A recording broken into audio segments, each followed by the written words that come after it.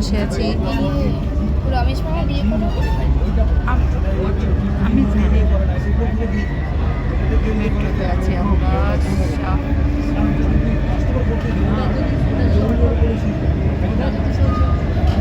কালীঘাটের মন্দিরে দুজনে গেছিলাম, হঠাৎ করে ঘুরে আসলাম। ভালো লাগছিল না। পুচু পুচু বলছে কি আমি অফিসে যাই, ভালো লাগে না মা, চলো আজকে দিনে ছুটি আছে তাই গেছিলাম। তোমরা বলো কেমন লাগলো? ভালো লাগলে একবার কমেন্ট করো।